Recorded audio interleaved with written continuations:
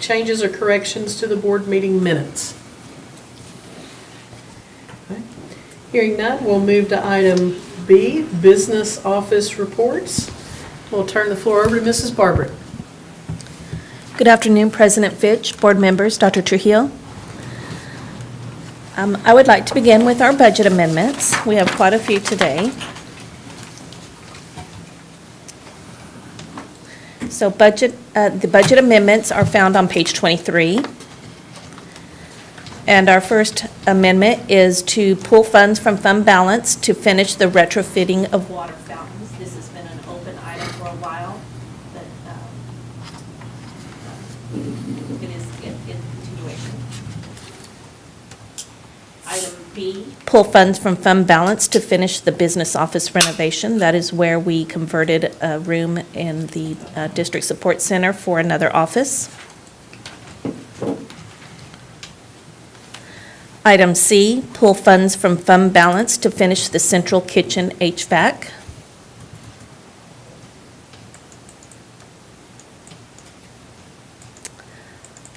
Item D, pull funds from fund balance to finish the DSC HVAC.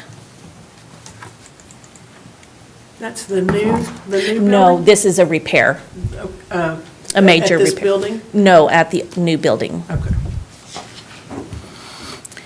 Item E, budget funds received for athletic facility use and associated expenses. This is where other entities are renting our athletic facilities for us.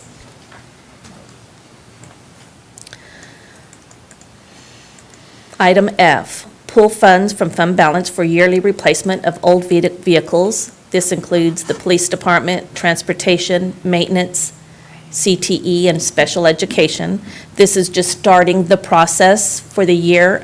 We are going to try to go out to bid earlier, and then once we have our audit in, we're certain the funds are in fund balance, then we will pull the trigger on doing that. But I'm just trying to lay the groundwork to start with. So that's for the, I'm sorry, go ahead, Mr. Is that, McCoy. are those funds for, like, it says police department, are for transportation and maintenance, is there specifics of where you're gonna be requesting those vehicles? On who we're going to buy from? No, I mean in terms of who's gonna have replacements, the police department? The police department, transportation, maintenance, CTE, and special education department. Those will be the vehicles. Am I not understanding your question? No, I guess I'm curious, I thought we had bought some police vehicles, are we needing some more? Is that? Right, just about every year they have a vehicle replaced. Oh, okay. Yes.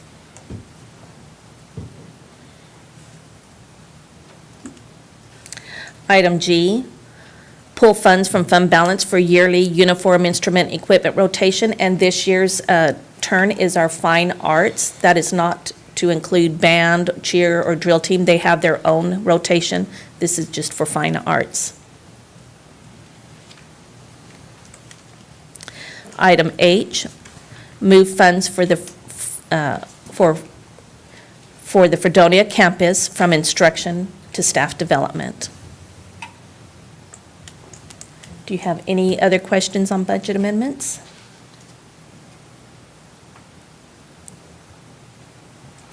All right.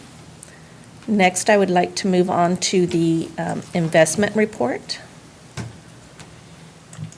which is found on page 31, 32. Here, we have a CD that has, what's the term, become, not expired, but become due, so we will be requesting those funds back.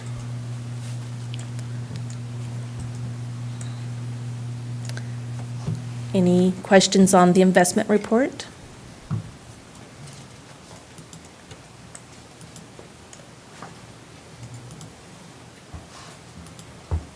All right. Do you have any other questions on the business office reports? I realize you may not know this, so I'm not sure who to direct this to, but I would love to hear more on the gifts and donations. I see that there was a donation of a bookworm vending machine. Oh, you know what? And that's just fascinating to me. I'm sorry, I completely skipped that section. Yeah. Yes, that's on page 30. I believe it is an incentive, and when they earn rewards, they get to pull a book from this vending machine. Very neat. I'd love to get more information about that. Yes, we could actually get, That sounds like something really neat. oh, yes.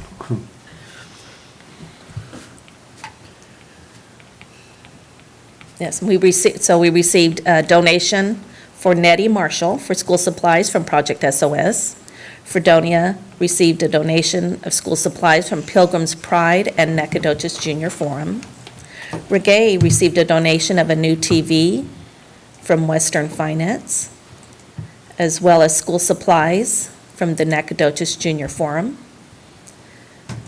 BQJ received a donation of the bookworm vending machine from Buchanan Wealth Management, and a donation of school supplies from the Order of the Eastern Chapter Star number 428, and McMichael received a donation of school supplies from the Dollar General Store. I want to shout out to all those organizations and businesses that made those donations. That's Yes. They're very helps more than generous. they know. Yes. And Junior Forum has been a long-standing supporter. We really appreciate that, as well as Pilgrims. Wow, what they do are for our community. Yeah. Well, everybody, but.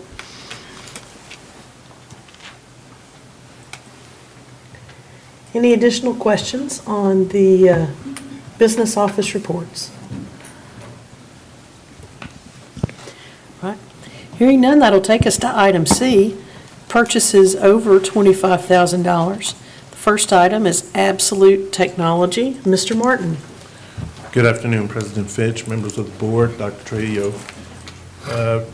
Administration is recommending the purchase of a support contract with Absolute Technology to provide network and server administration, as well as an escalation path for other technical issues. The budget impact for this recommendation is $225,000.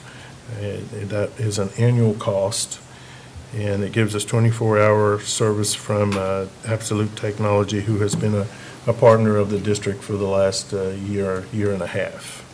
Be happy to entertain any questions the board may have. President Finch, I might add to the board, just so they're aware, the relationship that we have with Absolute, along with Kirsten, and she's been doing a tremendous job with that team, has continued our efforts in navigating all this malware and all the things that are out there, just making us prepared, because that's something we'll have to continually live with. But partnering up with entities like themselves, and also Cisco, to make sure that they know, whoever they is out in the world, that we're not leaving the back door open to the valuable information that we have for our staff, from personnel all the way to the kids, and the information they have. So this is an ongoing relationship with this vendor, and we're building the capacity of our team so that we can move forward and have all the skills and tricks of the trade to make sure how we can protect ourselves from outside entities. Yeah, I had a question. I noticed that our contract, was up this month, and around summer, I began to panic every time I saw checks to Absolute, because we had a limit, and I think we went a little over because of our need. But when I went back and looked, this doubles the cost. I mean, this is a doubling of the cost, and I know that the difference is that this is unlimited. And can you just elaborate on what extra this is going to be that we didn't have before? Well, and I may have Kirsten give us some more details. Kirsten, you want to step up to the mic? I know some of the things we didn't have in place prior to the relationship. A lot of it is navigating the devices that we have, how we inventory those devices, giving us those, because that's a mammoth job now when it's coming through that, the distribution and the collection of those items that are there. So Kirsten? Yes, at the beginning of last year, we did just pay per hour for the support to try to help us. And we also wanted to see, were they going to provide the support that we actually needed? Then we did switch to unlimited support. We also do pay for some of our programs through them. So our backup support is our backups for all of our servers and everything. That's also paid for. We also have a program that's on all of our computers to help see our computers, the laptops, the teacher laptops. So there's other programs that we're also paying for that it may not be the support that we're paying for, it's just an additional program, such as cabling and wires and things like that.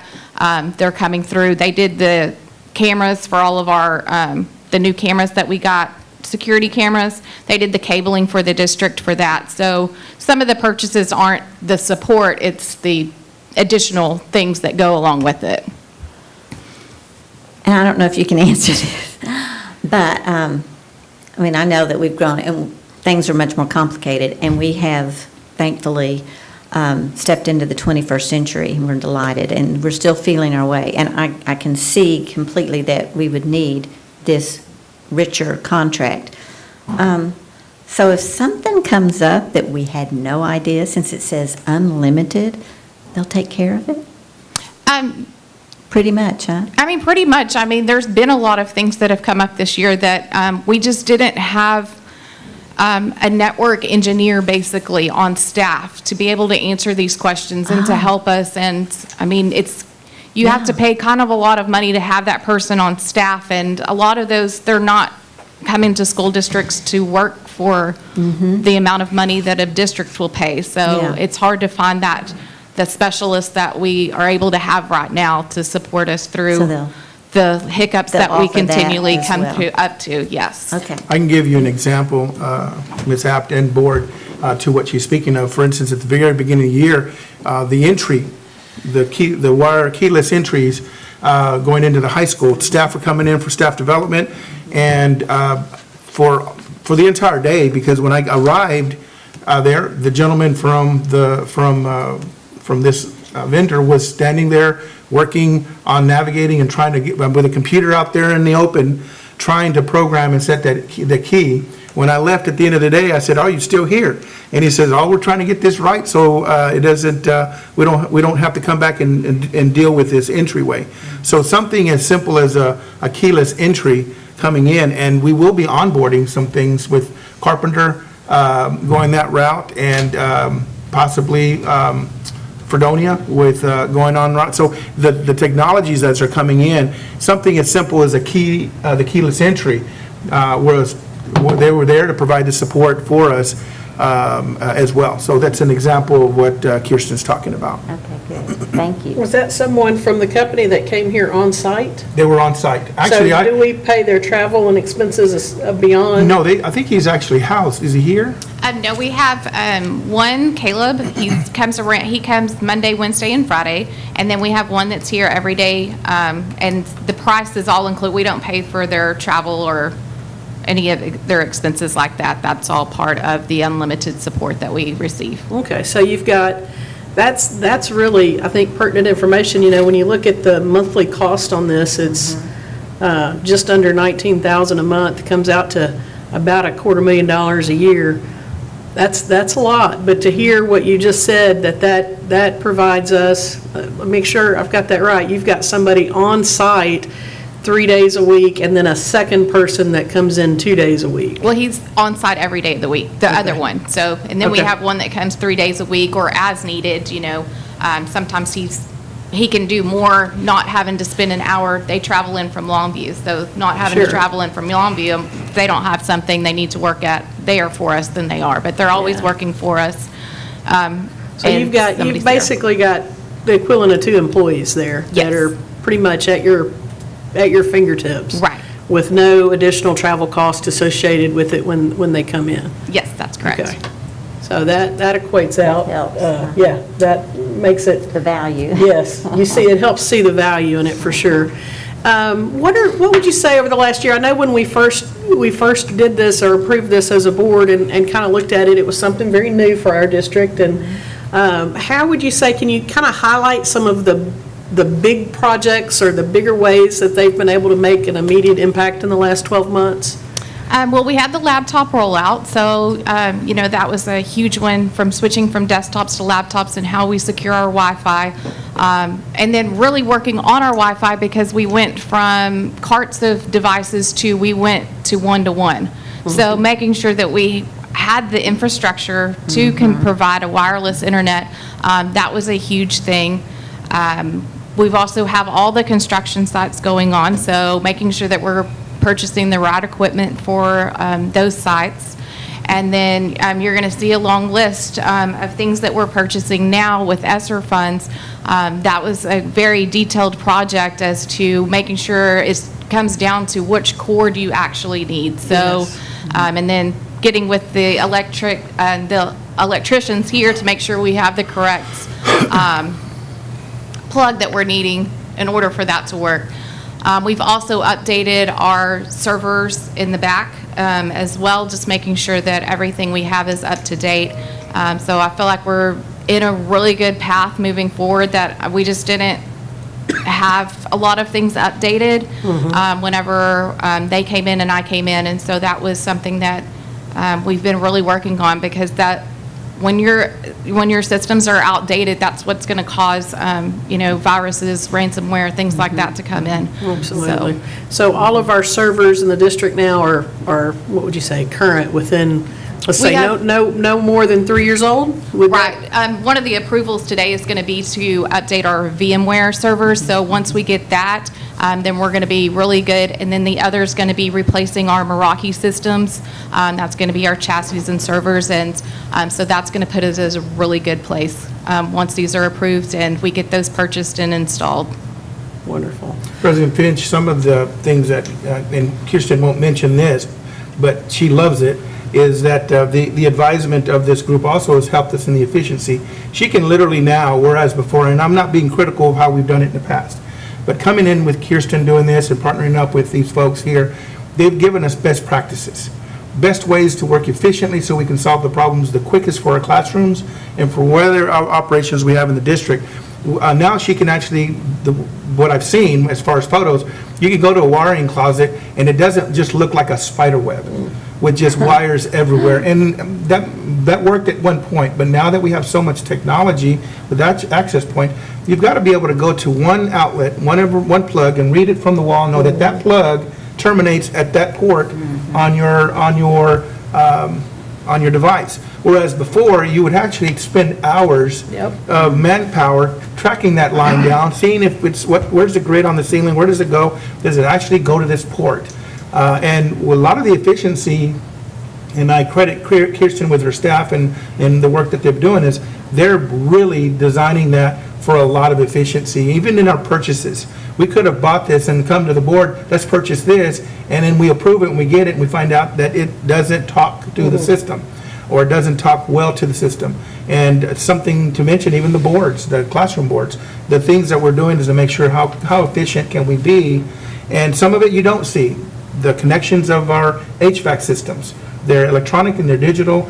Is that communicating? So there's a lot of technology that is not tangible, but through the experts that are out there and working with Kirsten and her staff, we're developing the capacity of our folks for the long run. So Wonderful. Well, I think you've explained it well, and I feel like this is a good value based on what I'm hearing. If I had one wish list item, this is what I'd wish for, because we're and I know Dr. Trio's mentioned this before. We're blessed right now with some ESSER funds, and so we're able to update some technology. But we need a capital plan in place for the replacement of that technology so that it doesn't all expire at one time. And the district is saddled with, oh my, what are we going to do? But, Yeah, that's constantly been on our minds now is, okay, well, we've got the funds now, and we had the COVID funds last year, so it's really going to hit us once all Yes. at one time, so yes. Yeah. So that would be my wish list, is to kind of develop a plan to rotate this technology so that we're not caught with a server that's 10 years old. Yes. Yeah. Any other questions? I'd like to say something. I'd like to bring back a really strong, bad memory. Do you remember when we were hacked? Oh, and the how ransom helpless attack. we felt, and how our teachers couldn't teach? Unfortunately, I heard that happened across the river, and they called in people from far away, and I don't know what they're spending. But cyber security and infrastructure, we've never had a focused plan. We are on the road to have a focused plan, not just the capital, but in actuality of taking control of this, because cybersecurity will never go away, and it's only going to have to be stronger and stronger. So basically, we're just about getting on our feet. We're not quite there. And this is not just for us to remember these things, but everybody that's watching this, you might not remember, but we remember, and the teachers remember, and the students remember, and the administration remembers, and I don't want to ever see that happen again. And I don't think it will, but if it does, it will be because it's the most sneaky and nefarious person that finds the security gap. And we're going to work very hard, as Dr. Trujillo says, with Kirsten and many others, to do our very best to keep our students learning every day. And that requires a lot of money on this cybersecurity and infrastructure. So I hope that people can be understanding of that we want to be stewards of the money that the school district receives from our community, and we're going to do our very best. I think we are. President Pinch, if you allow me to add to the question there, that statement, immediately, Kirsten remembers, because that day that it hit south of the river, she was already on it. She was actually investigating, figuring out what it was, and we've already reached out to that particular town south of us and had conversations as to what happened, how did it occur, and before I even called Kirsten, she was already on it with this company and all the rest, and making sure how safe are we, so we don't want to make sure that we find out after the fact, and also visiting with our folks. And we found out that in Dallas County, the same malware was taken on another school district up there.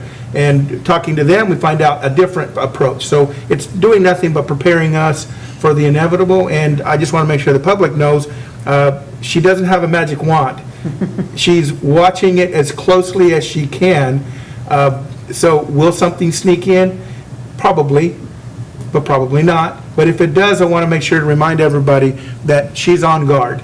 And we're not going to be caught with our eyes closed with this. And I just want to make sure that I don't want her anxiety to shoot up, because that's the first thing she was worried about, is what is that? And how do we tighten everything down? So we don't want to go back to that, but we want to make sure that we all know we have a great guard on top of it with Kirsten. Dr. Trujillo, just a question for my information. Is there any company that we can subscribe or contract with that secure us, at the same time give us a warranty for that? Well, there probably are, and they cost probably tenfold, but they can't guarantee anything. Right. What's interesting is, and Kirsten, one of the very first questions she was asking me as I talked to the school district up north, Allen, that had the same situation, she was asking questions that they had already educated her on. If you would have asked her maybe 2 years ago, how do you find this?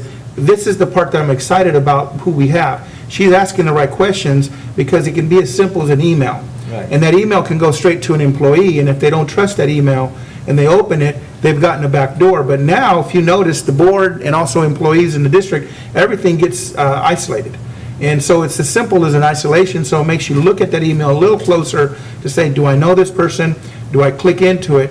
And then it gains access. So I would say yes, they are. Kirsten probably knows they're a dime a dozen, with everybody saying they're going to provide you the best that's out there. And we've done our due diligence in developing a really good relationship with these folks. When we did the deployment, we have 2 folks. But I'm going to tell you, when I walked over at Mike Moses and McMichael, when they were doing the deployment, I think they had a team here. It wasn't just the 2 guys. They know they have a good relationship with Nacogdoches, and when you walked around, I kept seeing their name on their shirts, and they weren't Nacogdoches employees, but they worked like Nacogdoches employees. And they were working with teachers, problem-solving their devices, helping them transfer their data, and then that same team came out and helped Kirsten with the deployment. So even though we have two folks, she has an arsenal of team and developing that relationship that she can call on some folks to come over and support it, so. Thank you. Good question. Any other questions or comments on this item? Hearing none, we'll move to C2, CDWG, desktop computers. Mr. Martin. Thank you, Madam President. If I may direct the board's attention to page 98 of your board book. The administration is proposing to purchase 80 desktop computers to update and replace office staff and library computer desktops. Last year, Ms. Morris and her team, along with Absolute Technology, did an inventory throughout the district to look at machines that we would still consider vulnerable and not updatable with the latest security patches and softwares. Most of those were found in the office areas or the library circulation desk. The administration is proposing purchasing 80 to replace those computers at this time. We'll be happy to answer any questions that you all may have. Any questions on this item? All right, hearing none, we'll move to item C3, CDWG, laptop computers. Mr. Martin. Thank you, Madam President. Again, administration is proposing to purchase 30 laptop computers to provide to new staff. As a result of the ESSER grants, we were able to put in place about 30 new positions, which includes about 5 social workers, 2 nurses, and some positions on campuses that we will need to supply our new employees with a laptop to bring them up to speed with all the other employees. At this point in time, not all of those positions are filled, but we do anticipate filling them at some point and needing these laptops. The total cost for the laptops is $35,160.60 to be purchased out of ESSER 3 funds. We'll be happy to answer any questions the board may have. Did I understand correctly that you said you're ordering laptops for positions that are vacant also at this time? Is that correct? At this time, yes, sir. Okay. Any additional questions on this item? Hearing none, we'll move to item C4, CDWG, Meraki Equipment. Mr. Martin. Thank you, ma'am. On page 105 of your board book, the administration is proposing to purchase Meraki equipment to upgrade our wired and wireless network infrastructure. You heard Dr. Trujillo as well as Ms. Morris talk earlier about upgrades, and basically what we have done over the last year is collaborate with Absolute Technology, our NISD personnel, as well as Cisco engineers to review our infrastructure. We've added a lot of devices over the past year and a half, and a lot of our infrastructure, all the stuff behind the walls and in the closets, need to be upgraded in order to handle the newer technologies. Also to beef up our security on those technologies. The great deal about this is that we applied through the E-rate program, which supplies us an 85% discount if approved. We were approved. So the total amount for this purchase would be $1,021,094.32.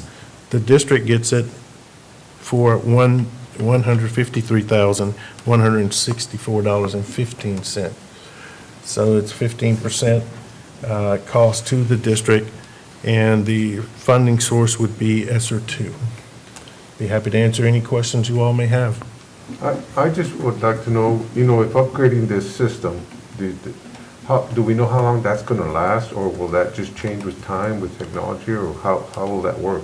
Your general, it's going to change with technology. However, generally, in 3 to 5 years is what 3 we to 5 years. anticipate. Yes, sir. And if you, provided in your board book is also the quotes for this, and you'll see that we have a 5-year license agreement on there. So it's about a 5-year lifespan. Mr. Mr. Montoya, Martin, I a have a question question. with that is that because we have all those laptops now, Right. some of this is, the infrastructure was never there. Right. And because infrastructure wasn't there, then Kirsten and her team, they have to go in there and evaluate. Now we have a teacher with a laptop, and then we have 24 devices in the room, and they're not connecting to the wall. Now what does that look like for that power, that source to be able to get the data to the kids? Because there's nothing more frustrating than have the devices, but you can't get the data that's transferred. So some of it, even though it is going to be updating, some of it is baseline, that we had never had it before. And so lifespan of that is going to be greater already because we didn't have it before. But we'll have, once again, it's a timeline of when an upgrade needs to happen. We had fairly new stations. We've had fairly new wireless hubs up in the ceiling. However, the wireless hubs were not designed for the mass connection that was happening. So we've had to make some updates and upgrades with regards to that, so. Mr. Martin, I have a question. I think it'll help us and help our public to understand. Before all the COVID and all that, and before we were one-to-one, we had a bunch of old beat-up Apples and a few Chromebooks. I don't know if you can give me an exact number, but a rough number. We had 1,000, we had 1,500, and maybe some of those weren't functional. And then about what do we have now? Because I think we need to see where we were with old stuff to where we are with new stuff. So if we can get some rough idea about that, I think that would be helpful for us and for the public. Thank you, Dr. Groman. Madam President, if I may defer to Ms. Morris? Absolutely. For iPads, it's hard to say because I kind of left that time behind us. For iPads, we probably had about 2,000, maybe 1,000 iPads for our, it was kind of just everywhere because we had, high school had a cart, middle school had carts, so it was kind of everywhere. With Chromebooks, the campuses would purchase them, so we may have had about 3,000. But now every student, grades 3 through 5, has a Chromebook, and then our pre-K through 2, every student has their own iPad.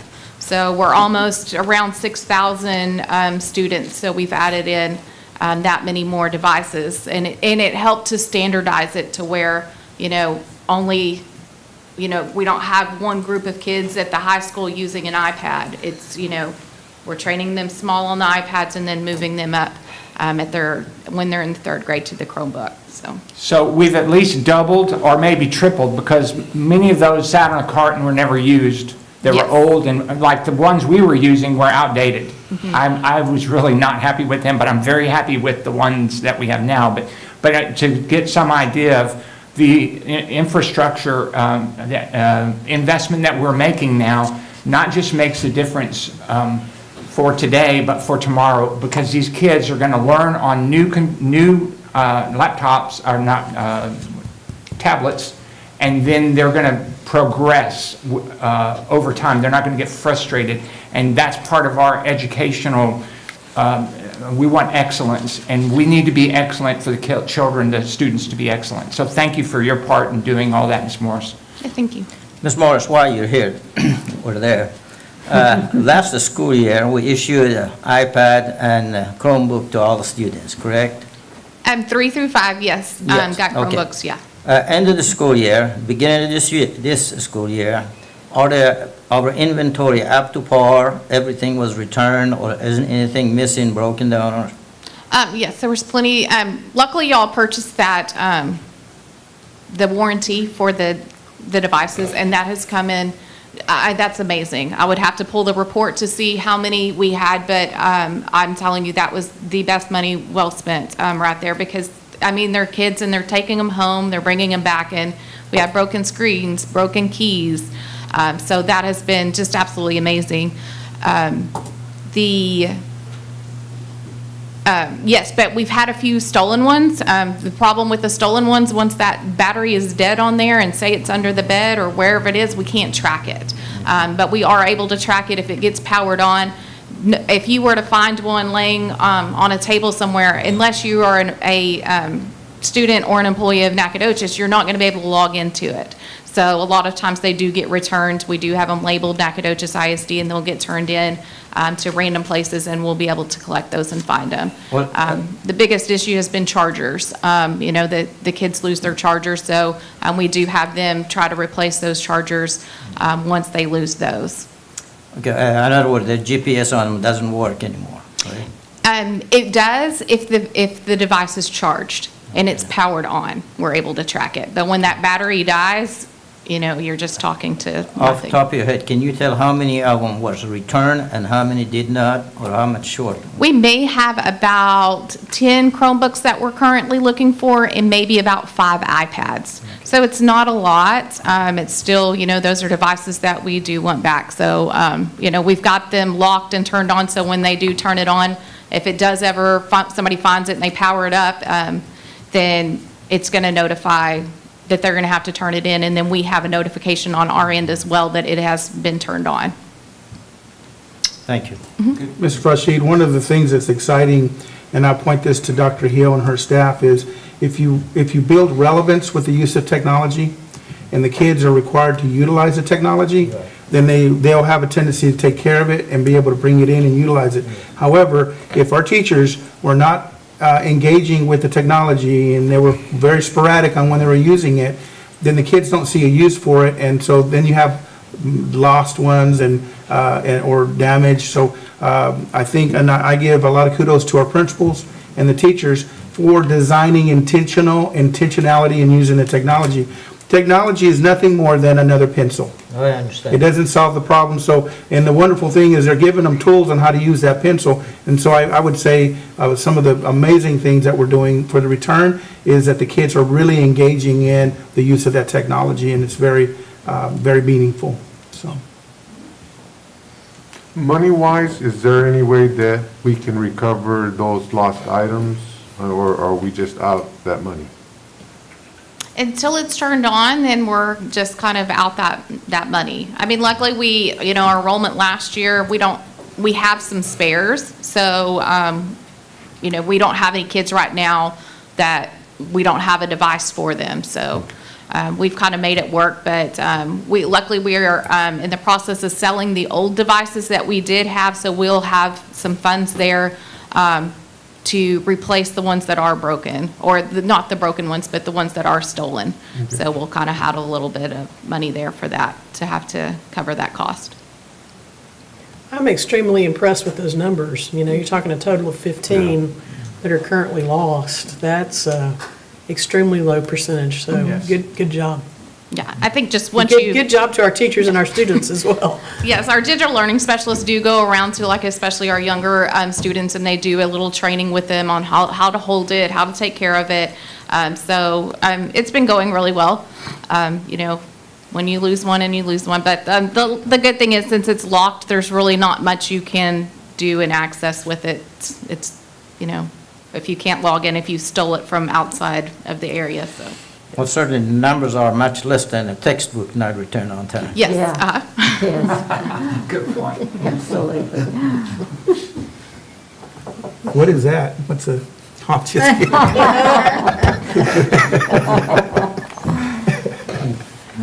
Any additional questions on this item before we move on? Right, hearing none, we'll move to item C4, which is CDWG Microsoft. Mr. Martin. Thank you, ma'am. If the board will join me on page 105 of your board book. Here, the administration is proposing to renew our annual Microsoft software licenses for the district-owned devices. We've talked about hardware up until this point. Now, we're talking about software to load and support the devices. This is an annual fee that we pay for Microsoft Office 365, as well as Microsoft server licenses for our servers that are located in our closets. Again, I'll be happy to answer any questions the board may have regarding this request. I think my only question would be, I see that it's being funded by both general fund and fund to balance. Can you tell us how much fund to balance would be involved Yeah, then? thank you, Ms. Fitch, for pointing that out. Actually, that is a typo on our action sheet, which will be corrected Thursday night. Actually, it's coming out of general fund. Wonderful, thank you. I was wondering about how many total devices is this paying for? I mean, do we have like 2,000, 3,000, 4,000? I don't know. We fall into a range of devices with regards to their licensing program here. For instance, the Microsoft 365, we are purchasing 636. And then we fall into this range with all the other licenses of about what they call 10,000 pack. You said 10,000? Yes, sir. Okay. 64 server licenses, So that it's big enough to cover everything? everything, yes, sir. Everything's covered. Everybody's covered. Mhm.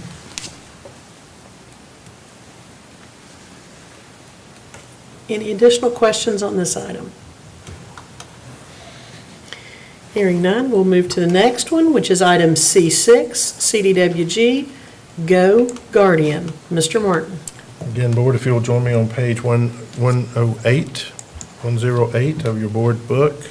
Administration is recommending the purchase of Go Guardian to filter internet content to provide teachers the ability to monitor student Chromebooks, their screens from their computers. So what this software does is allows the teacher to stay at her desk, his or her desk, and be able to follow along what the students are doing on their individual devices. It also serves as a filter for our iPads and our Chromebooks when they take them home off of our network. And it also, here we are purchasing from ESSER 2 funds for the amount of $29,400. Be happy to answer any questions you have. Mr. Martin, Yes, sir. I was reading the fine print, and it said they go through the third party. Can we go straight to the third party to purchase this, or do you have to go through another? We have to go, unfortunately, Coach Nirmine, we have to go through the third party. CDWG really is a reseller of these products. They go out for bid and get these products at the best bid price, and so we have to go through them. CWG doesn't have any stocks in the stock market, do they? Oh, yes, sir, they do. Okay, Ticker. Is there a reason for two different licenses, one for administration, one for teachers? Do they normally do it that way so that they get two amounts from us? Is that how that works, or? I'm noticing on the purchase order, there's a 1-year license for admin, and then there's a 1-year license for guardian teacher. So they separate out those licenses? Is that what they do? Ms. Marshall, can you help me on I'm that? just kind of curious, because. Yeah. So the teacher one only works on the Chromebook, so we only purchased the amount of teachers that we have, grades 3 through 12. And then the admin is like the one for all of the students, so all of our devices. So those teachers, they're able, it really worked really well over during COVID. When those kids were at home, they could still even see their computer screens while they were at home. So, and then we do provide a lot of training over Go Guardian, especially putting the student screens up so that way they can see what they're doing, as they're traveling around the classroom, so. Thank you. You may have, Kirsten, before you step away, you may have kind of answered one of my questions, which was, what were we using previous to this? We didn't have anything with that. Yes, that was an ongoing thing when I was digital learning. It was a big struggle. We didn't have. We had the filter. We had Go Guardian filter. I'm sorry, I thought we were talking about the viewing of the kids' screens. No, we have iBoss. We also still use it as well, but the teachers just really appreciate and love when we did the trial run for Go Guardian. for the features that it has. We're also able to share the Go Guardian admin portal with the assistant principals, so they can see what their students are viewing on campus as well, as far as websites, what they're going to. It'll take little screenshots of what they were searching and have conversations with them as well. So it's a much user-friendly program than iBoss is, but we also still use iBoss for that additional protection for a lot of our other services. Thank you. And you may have answered this but let's clarify. So only admin can see what the students are doing at home, or can their teachers see what they're doing at home also? And the teachers can see their computer screens during their class period. Okay, not at home. If they initiate a session, like it's a joint session, like if they initiate it, then yes, they can. So, Okay. but when they were at home during that time, then yes, they can. But they're also like in the admin portal, then you're able to see exactly what the kids were doing, what they were doing at home. I could look up and you could tell me a student, and I can tell you exactly what they were doing last night at 7 o'clock, what they were clicking on. And we just give that access to assistant principals, and then, Yeah. of course, our Which I staff. would assume parents appreciate, the little bit of extra privacy. Well, back in the olden days, we only had something like this, like in the library, and it would come up and you'd see everybody, and then you could, and you type in. And that was with desktops, and this is with laptops. And this isn't really an important question, but I'm just curious. Back then, students are always, a decade ahead of me, but would then be texting each other. They had their own little messages going on. Will teachers can see that kind of thing too, not only if they're not on task, but if they have figured out a way that they are multi-user. Yes. Whatever. And the amazing thing with Chromebooks is we're able to lock down a lot of like the messaging and things like that. So Okay. they're not able to, I think we have all instant messaging turned off on those Okay. Chromebooks. So they're not able to access anything that's allowing them to do things like that. So Okay. we've kind of locked it down to where, it is a school-issued device, and I think they're reminded of that daily when they're trying to get to things and they're not able to. Yeah, they are. I have a granddaughter who complains I constantly. think that was one of my questions when we were purchasing those items. Yes, I remember. You're right. Any additional questions on Go Guardian? Hearing none, we'll move to item C7, CDWG, VMware. Mr. Martin. Thank you again.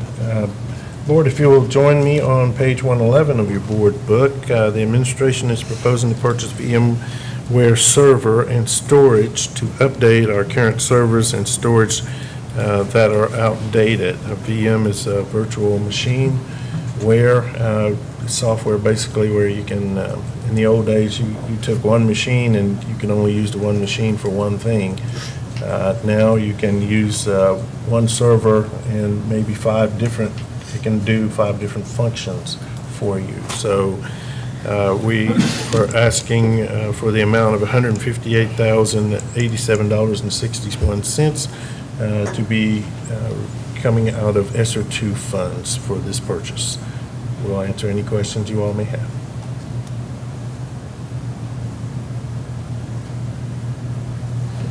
Any questions? All right, hearing none, we'll move to item C8, CDWG, Internet Intranet Redundancy Equipment. Mr. Martin. Page 116 of your board book, Board. What administration is proposing the purchase of redundancy equipment to provide a network access to campus and district departments when the internet is out. Many of you have experienced time up here when our internet is out, that it's out for everyone. What Ms. Morris and her team, along with Absolute Technologies, Cisco Technologies, is proposing to do is to create an environment similar to the one that is here where everything is housed, to create a second NOC, what we call a NOC, or Network Operations Center, so that when this building goes down, they can immediately move to another campus and redirect our internet and network traffic services. So that way, we don't have the outages that we have experienced in the past. Our proposal is to purchase out of ESSER 2 funds for $48,755.18. Again, we'll answer any questions the board may have. Mr. Martin, Yes, sir. I'm most grateful to ESSER program, not only provide us with certain equipment, educates me personally. Redundancy, does internet require electricity? Yes, sir. Okay. If there is no generation in the campuses and internet goes out, then redundancy doesn't make any sense, does it? It does not. Coach, and you're thinking on the right scale.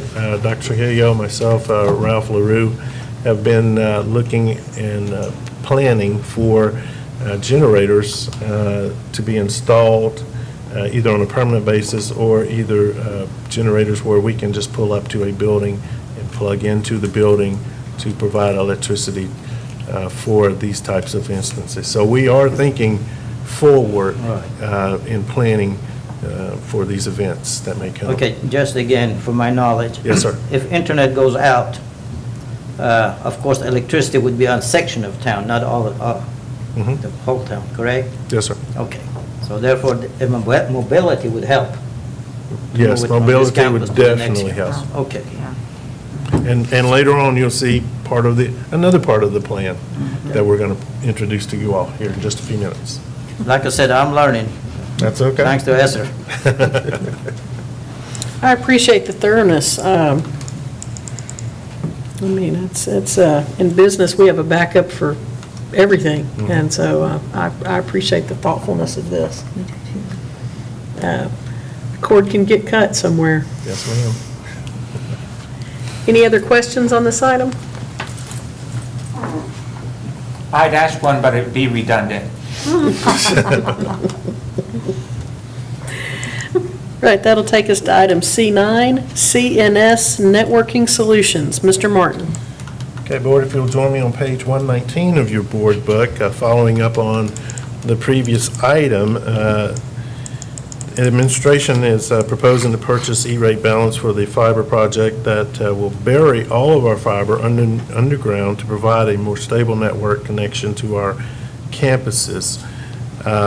Again, this kind of started a year and a half ago with an application to E-rate requesting that we bury our fiber. Pretty much all of our fiber, with the exception of some fiber going around the east side of Stallings that was recently installed, is aerial. And what happens to us a lot of times when our campuses go down is either a tree has fallen on the line, somebody's hit a pole, a number of things can happen when that fiber's in aerial. So the team got together and put in a proposal to E-rate. It was approved by E-rate at a 90% rate. So the district's cost will only be 10% to bury our own fiber here in Nacogdoches ISD. The budget impact would be $237,152.06. We propose that we use ESSER 2 funds to do that. The total amount of the project is $2,608,673.21. So it is quite a deal that Nacogdoches ISD is getting to bury its fiber. Now, of course, you may get the occasional backhoe that comes through and ruptures the fiber, but it is less likely than the aerial fiber damage that we are experiencing currently. Again, we'll be happy to answer any questions the board may have. My question, I'm looking at here, time to complete. Each one of these areas is a different amount of time. So the overall project would be, do you have an idea how long it would be before the entire district would be in optic fiber? Ms. Morris, you want? You didn't get in touch, okay. We attempted to contact the vendor this morning, but actually, Ms. Morris, I thought about it, the application, there is a time frame, I think, of about 18 months. Once this is approved and signed into, that the vendor has to complete the project, because it is E-rate funded. And then if that fiber is buried, I mean, is it strong that, is it encased, do you know, or is it, I mean, so that if there's a shift or there's a cut through or whatever, that would be the only way they could bust it up? Yes, sir, it is encased in conduit. Usually they don't just run one strand, they will run 12, 24, 36 strands of the fiber through that conduit, very thick conduit actually, and usually 3 to 6 feet in the ground. So Now, it's you'll very see the device, and this is to the community, so they'll know how it's going. Even in the community, you'll see this weird looking, it's got pipe, and it's got the drill bits. Now, that's not actually, if you look next to it, you'll see a big spool. And that big spool is typically going to be bright orange. And if you've seen it on the loop, the loop is actually the school district. We're closing the loop down on the outside, so you'll see it. We're now probably right outside of the new administration near the hospital district. We are coming up in that area. You also see it downtown. But you also need to know there's 3 projects going on when it comes to this. Been working closely with Mario and the city, and also Stephen F. Austin with their devices. So as we're doing this, you'll see the other 3 entities. We've been in close dialogue with them as well as we're doing the lines. For the economic side of Nacogdoches, by the way, we're not doing anything, we're not developing it for the economic side, we're doing it for the schools. However, the vendor that we went with, if we purchase 6 strands of fiber, and the fiber 6 strands are running in that conduit, that individual knows that, hey, I can make some money because I'm running this cable anyway. So instead of 6 strands, I got the 6 strands dedicated to Nacogdoches ISD, I'm going to put in there an additional 10 lines. So now when you have development happening on the loop and you have a doctor's office or somebody comes through and says, we want fiber, well, the fiber's already buried, it's in the line, and all they take is one of the lines that was not dedicated to Nacogdoches. So in the efforts of E-rate and what we're doing in developing the school district and making it much more connected, we are also indirectly impacting the economics of Nacogdoches. And that's not just the city, that's also with the SFA and with the connections when it comes to it. So you'll definitely know it. It's a big orange cable, and it's a spool. If you're driving out in the country, going to Cushing or wherever, you'll notice that there's a big move, and you'll see those spools kind of directing everywhere throughout the East Texas, and we're pretty excited about trying to get that connectivity to the places where we don't have the connectivity, so. Mr. Martin, under current condition, are we paying a pole usage fee? Or the provider does? Well, another benefit, Coach, of E-rate is that they have what, so they prioritize, or they call each section of this, their projects or services, priority 1, priority 2, priority 3. Priority 1 is services. So we also get a huge discount, the school district gets a huge discount on its internet bill. And part of that includes the pole usage fee that is paid for through those funds. So technically, yes, we do pay a fee, but it's a minimal fee because of the large E-rate discount that we get for the district. Thank you. But we are still paid, currently we pay just a little bit. Just a little, yes, sir. Mr. Martin, you were talking about answering Mr. Montoya's question about how long it might take. Yes, ma'am. And so then I realized that I'm not understanding the contract. Because one section says 4 months permit to termination, and then the other section is 3 months. So I thought that meant how long, but apparently that phrase means something else. Can you tell me what that might mean, permit to termination? Well, that may mean from Regay to here.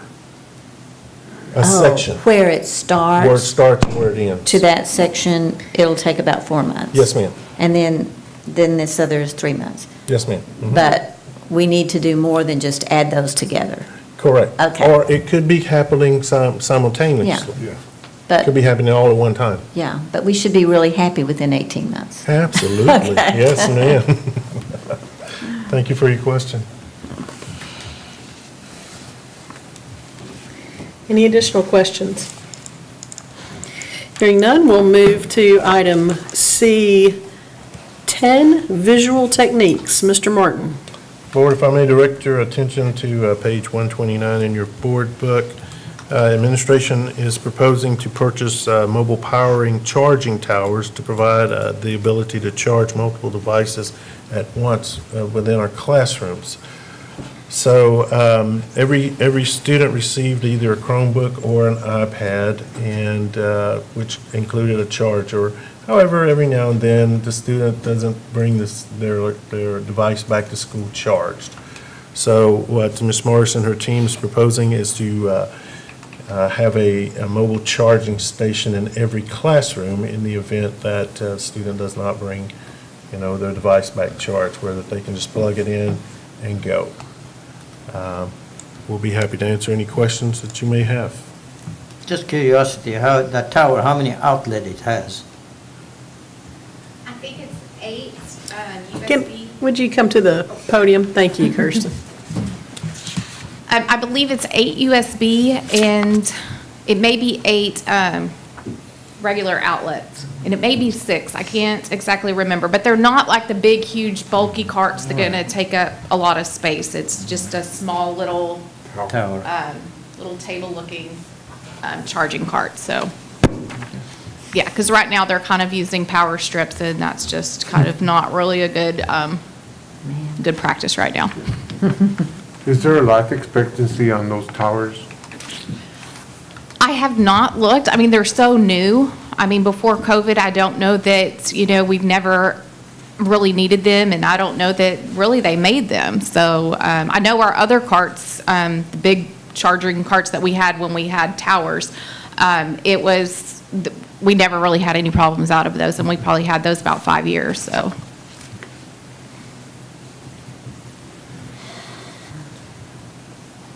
Any additional questions on the visual technologies?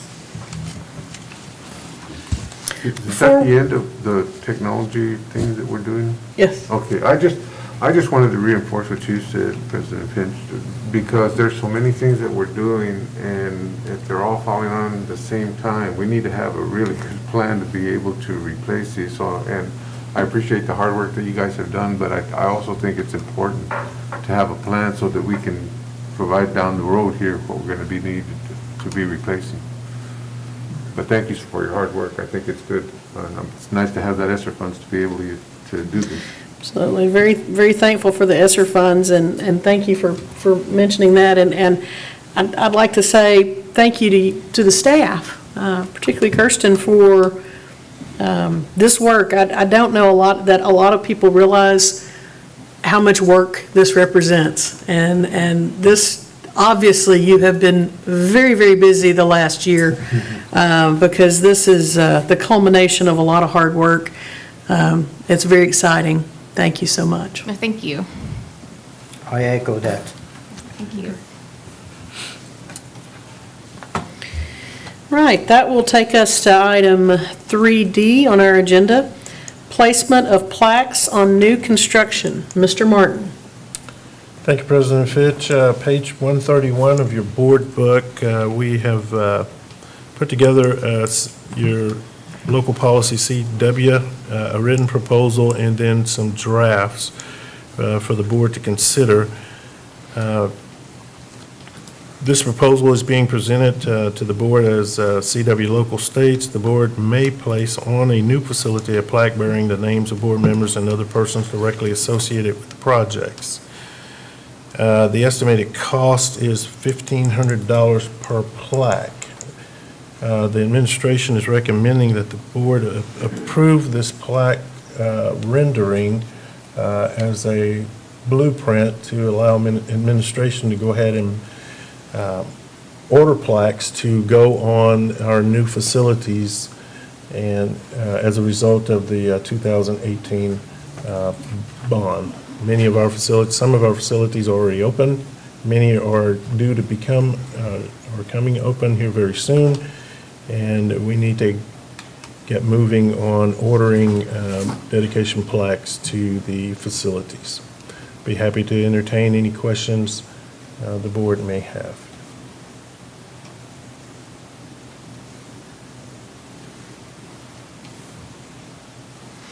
The first date would be the date when the bond passed, correct? Correct, yes, ma'am. Didn't, I want to say, I'd have to go back and look. I don't think that that is,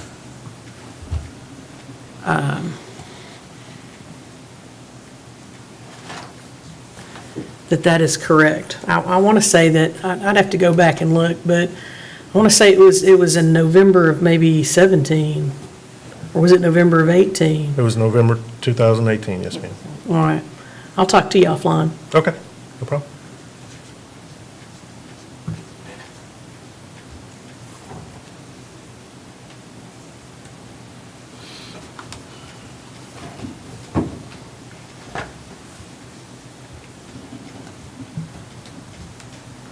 Mr. Martin, what's the total cost for this? You just have 1,500 each. How many are there going to be? 1,500 each. Well, we are looking at 4 that we know of right now. That would be transportation, Emmeline Carpenter, the District Support Center, and potentially McMichael. Fredonia, being that it was part of the project. You could go with Press Box. Mike Moses, again, it would be at the board's pleasure whether you would do that one. But it would be, we are doing some work over there and changing the scope, so about 6. Thank you. Yes, sir. All right. Any additional questions on this item? All right, that'll take us to item 3E, submission of class size waivers to the Texas Education Agency. Mr. Martin. Page 139 of your board book,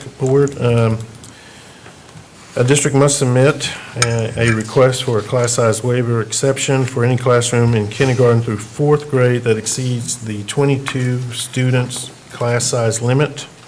The Board of Trustees must approve this request within 30 days after the class size was exceeded.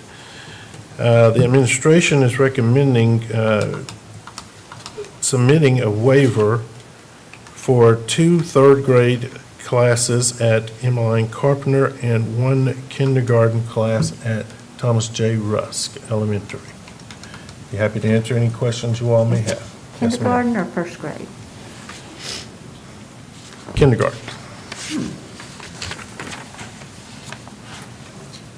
The kinder at TJR is actually a bilingual classroom. It just kind of looks like the one is under the first grade. Yes, it is kind of offset there. Okay. So I should look at the chart instead.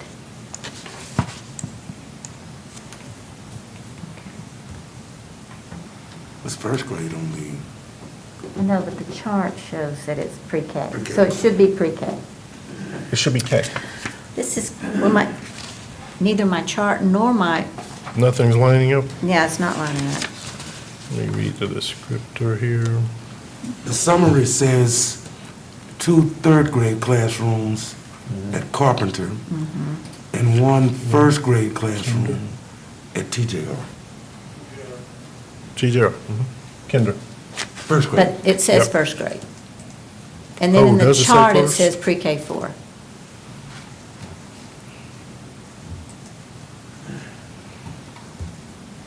We'll have to take a look at that chart Yeah, let me- and yeah. get it corrected and see what we need to do. So it aligns exactly with what the board is approving. Yes, sir. And then what we submit to the state.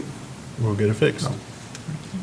But Because I see the basically same, three. I see the same thing. Yeah. I see it under the first grade here, Yeah. but we're reporting it as We kinder. just, basically, we need 3 waivers, though, that's the basic thing. Mr. Martin, I have a question just to kind of get a feel for, I mean, I think it's exciting that we've grown, but when I look at the district's growth in enrollment has been at least 50. And then looking at individual campuses, what's being posted of their enrollment, some campuses based, from last year, it's more than 50. So how are we doing it at leveling the classroom enrollments? Are we just about done? Is this it? Unless somebody comes in, I understand. You're right, Ms. Apton, unless someone comes in. Our principals, Mr. Tarvin and the Teaching and Learning Department are constantly leveling based on student population and new students coming in.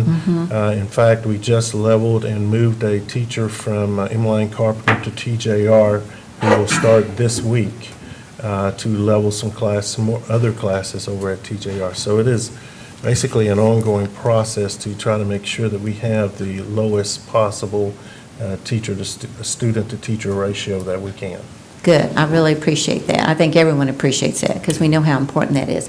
And so when we're leveling, we're not just leveling enrollment, but we're making sure that class enrollment is per classroom. You know what I mean? Yes, ma'am. Mhm. So that it just doesn't look good on paper. Right. Okay, Yes, great, ma'am. thank you. You're welcome.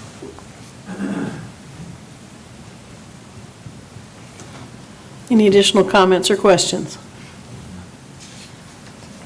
All right. Hearing none, that will take us to item C4, appointment of School Health Advisory Council members and approval of meeting dates. Mr. Martin. Thank you, ma'am. On page 141 of your board book, pursuant to Senate Bill 19, each school system is required to have a School Health Advisory Council, or otherwise known as SHAC, and the Board of Trustees is required to approve meeting dates. The administration is recommending the meeting dates of November the 11th, 2021, December the 9th, 2021, February the 10th, 2022, and April the 7th of 2022.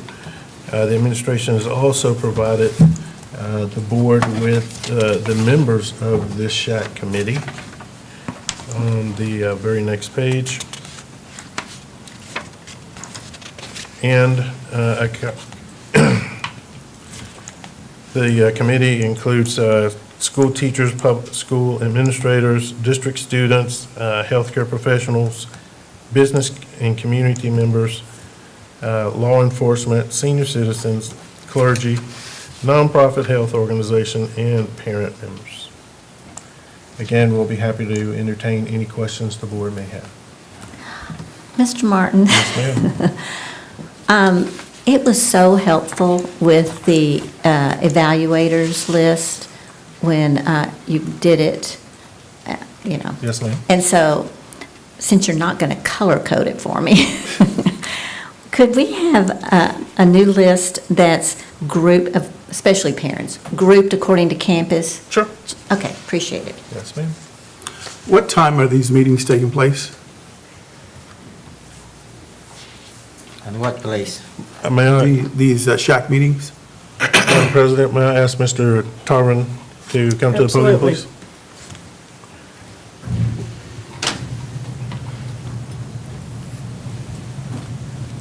Good afternoon. We are looking at a 5 o'clock start. Okay, and my apologies, Board, we may need to evaluate these dates. I made a commitment to be very cognizant of the time that we have a board meeting or a workshop or something, and this has just come up with regards to some of the trainings, and you'll hear about this in a little bit. But I'm looking at the dates, and it triggered that 2 of your dates fall directly on a date that we're scheduled with the board. And I would like to have any community member that's part of the SHAC or individual that's part of the SHAC to be able to come. This is an important meeting. These are very important meetings, and I'd like the community to be available to come and see that. So the date that I'm looking at is November the 11th and December the 9th. Holly, can you look at those dates? Are those dates the ones that we have already? Okay, so we may need to look at those 2 dates. And I would request that we take it back to the SHAC and see if we can adjust those dates. Absolutely. So we can look at, we might even, just for the fun of it, make sure that we look at February the 10th and April the 7th with regards to Holly, because we're trying to get out there with dates, but I want to make sure that we allow our community to be able to participate with those, so. Absolutely. Now, are you saying that those are board dates? Those are boards, those are dates that we will be setting out. They're not actual school board meeting dates. They're going to be designated for other functions that the board will have. Okay. And we'll be posting those pretty soon. Okay. And once again, Mr. Tarvin, if you would share with, my apologies to the Shack, I know they've worked on those dates, but this is like hot off the press with regards to our negotiation that happened last week with regards to another item on the agenda, and I'm going to go through it just briefly. We'll take care of it. Thank you for your flexibility. Good catch, Dr. Trio. Yeah. Right. Any other discussion on this item? Right, we'll move to item 3G, CIPA compliant internet safety protocols. Mr. Martin. Thank you, President Fitch. On page 144 in your board book, the Texas Education Agency, under the new guidelines released by the FCC, require that school E-rate applicants applying for discounts on internet access, internal connections, and basic maintenance post public notice of a board meeting to discuss and for the school board to approve a SEPA-compliant policy.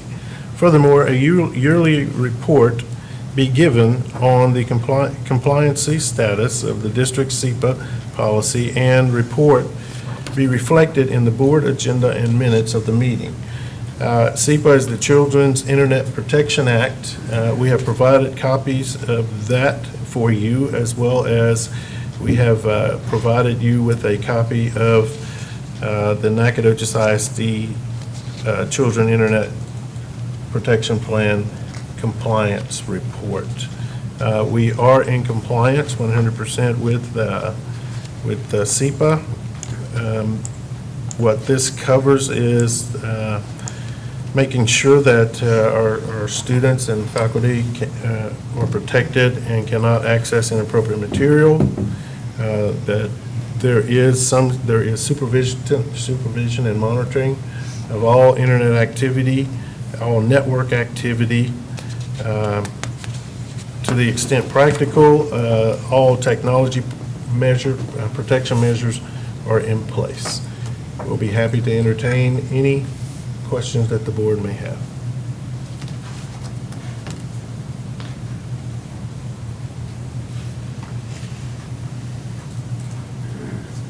All right.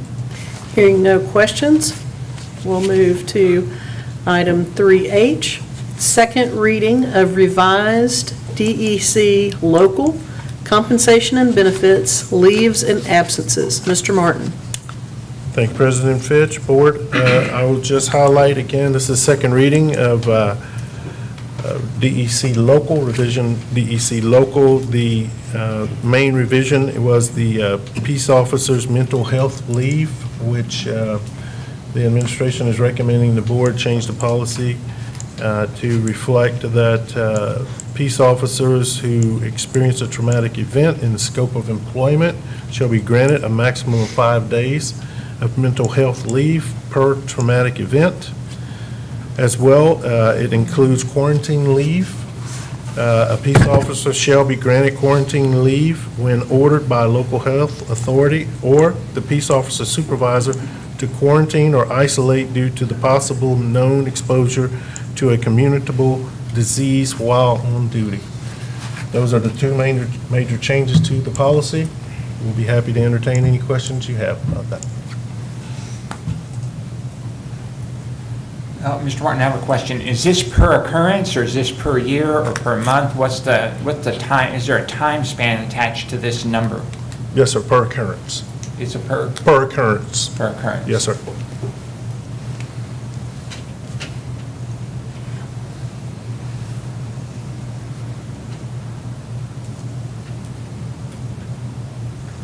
Any additional questions? All right. Hearing none, we will go to item 4, agenda review of our discussion action agenda for Thursday. The first item, A, receive and discuss initial assessment report regarding whether redistricting is required for Board of Trustees districts considering the new 2020 census data. Dr. Trujillo. President Finch and board, pretty excited about the relationship that we've been able to have with the city, with Mario and the redistricting that's happening there, and also the county. Well, the reason I mention that is because collectively, all three entities are going with the same party, which would be the Bickerstaff, Heath, Delgado, and Acosta firm. Our particular individual would be David Mendez, that would be meeting with us. He will give a report via Zoom on the redistricting of the board member single district boundaries. He'll present and discuss 2 resolutions with the board. The first resolution would be the discuss consideration and adoption of the redistricting criteria to apply to the development of the new district lines if there were to occur based on their review. And then also to discuss and consider adoption of redistricting guidelines regarding public participation in the redistricting process. There will be 2 special meetings, by the way. On Thursday, it'll be basically an overview to what they provide and who they're about, and providing a little bit of a summary to the census and in the direction that we're going. Consequently, beyond that, we'll come back on November the 11th at 5 o'clock, and also on December the 9th at 5 p.m. And at that point, we would be having a workshop regarding the boundary drawing meetings that we have. To the community, November the 11th is just going to be a workshop with the board and the Bickerstaff, David Mendez. On December the 9th, that will be also another workshop, give us time to look at it, and that would be an opportunity for public comments with regards to the information that we have. Another date that is critical to us is whatever we wind up doing, we've got to make sure that it's completed and submitted by January the 19th. We have a board meeting on the 20th, so that's not going to help us. So that means that we will probably look at having a special meeting or do it during agenda review prior to the 19th so that we can go ahead and submit those items that are there. In addition to this, you'll be hearing more information about a partnered presentation of the fact-finding to our community. One will be hosted by the city, and we would be in attendance. Another one would be hosted by NISD, and the city would be in attendance. Just to kind of answer any questions, we've been working very closely with Judge Sal. Todd Stalling done a tremendous job with the county. So this is something that we've been very excited about working together and collectively so that our community knows that we've been working tight to make sure that we have the best decisions that will impact this board and also elect the persons out there in the election process so that they know they're well informed before we get into the next election season as the census report comes in. With that, President Finch, any questions I can entertain? I show January 14th instead of 19th. Well, the deadline is the 19th. Okay. We have to submit everything by the 19th. We are looking at the 14th the final- as being our meeting that will come together for the board to approve it. So that we make the deadline. Yes, because the deadline's the 19th, and we have a board meeting on the 20th, so that means we want to do it before then, which would be the 14th, which is, I believe, a Friday. And the reason it's a Friday, we usually don't meet on a Friday, but Monday is a holiday. And so if we're going to meet to review the agenda, we're going to do it on that Friday, the 14th. We can go ahead and, at that point, make the adjustment. That's a critical day to know because when we have the forums, up until that time, the board can make a decision and then send that to Bickerstaff, and we can make adjustments based on the recommendations from the board. Good. And these dates, we'll make sure that you have them, and they're on One Voice, so you can actually see it there as well, but I know that Holly's working to make sure that you all have all these dates as well, so. And that's why, Mr. Martin, those 2 dates were would not work, because this is a very important meeting for the public to come in to see how the census impacts the districting of our board, so. Any questions or discussion, comments? Okay. Hearing none, we will move to item 4B, consideration of the NISD 2021-2022 COVID-19 mitigation protocols. Dr. Trio. Yes, ma'am. If you'll give me one moment, I'm going to pull up my device here. There's some good information with the board. One of the things that we're excited about is, if you look at the data, we've been communicating. We keep our website up to date with the percentages that we're looking at. We were basically less than 1%, and have been sitting there for about 2 weeks when you look at it, and or more. And it's been very exciting to watch those. Cautiously optimistic, because we have events that do occur. One of which is, if we went to the state fair, we had a good time. But if you saw it on Sunday, it was stacked up. And so we worry about our kids, worry about our staff, and we worry about our community. That, along with SFA, will be having their homecoming coming up. We will have our homecoming this next week, so we're excited about that. And we've had the state fair in Canton, all the wonderful things that go on. So we look at all those variables to see where we're at. But we have some exciting things that I wanted to report out to you. We have a total of 1,029 staff members is what we have on staff. We're sitting at 73.8% of our staff have submitted for what this board has graciously provided is a $500 stipend for those who have received their vaccination. Wow. So if you look at, if 73.8% of our staff have submitted for that $500, it kind of gives you an idea of how many of our staff members are vaccinated. Now, that number actually can go a little higher as well, because some folks, we're still waiting for some folks to feel comfortable to give us the information. The deadline's not till, for the disbursement is not going to happen until November. So we're still collecting information even as we speak. So that number is not a bad number to look at. The other thing that we're excited about is Mr. Tarvin, along with his staff, has been working with coordinating the nurses. We've made the commitment with the nurses, and you'll see some communication that Mr. Lomberger is going to be putting out, first to our community of teachers, and then out to the community at large about our testing site. We do have a Nacogdoches ISD testing site, and it's clear to the public this is only for enrolled Nacogdoches students, and it's for our teachers. And what they'll do is they'll go over to Marty Chumley in the backside. It kind of looks like when you go over to one of our restaurants and you've ordered your meal, you have a little flag sign in front of you, tells you a phone number, remain in your vehicle, and then we come out to the vehicle and give you a rapid test at that point. And then within 15 minutes, they can give you the results. They'll also send you those results to you as well. We're excited because to date, and we've only had it really running, this is going into the second week that we have. So we've had 18 COVID tests that folks have come in to be tested. And these are 18 staff members, because we haven't had it out to the students yet. The exciting thing is this starts at 6 o'clock in the morning. So a lot of times when the folks are making their rounds for the day, we don't have teachers or will not have students coming over to the school, going into the nurse's office, waiting to be tested, and then we have to contract trace because they've gone into the building. This allows them to go over to Marty Chumley, be tested, and determine if they are positive, and then they can go back home and not put themselves at risk with any of our kids.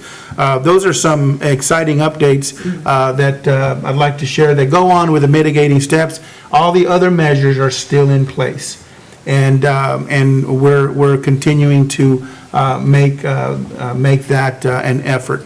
I know, Ms. Apt, you've mentioned about the screens in the classrooms, and I'll tell you personally, walking over to TJR and Nettie Marshall, and a lot of the staff that's in here, I know that we've made our walks to the campuses, and you'll see the dividers are being used. They're up in the classrooms with our classrooms with our kids, and so we're excited. But we are and remain extremely cautious and optimistic at the same time, if I can make that happen, is we're just trying to make sure that we're taking care of our children, taking care of our teachers and our staff. So, President Finch, that's my report. If anybody has any other questions of me. I have a question. Yes, Just out of ma'am. curiosity, if we're sitting at 73.8% vaccinated, what was it before the incentive?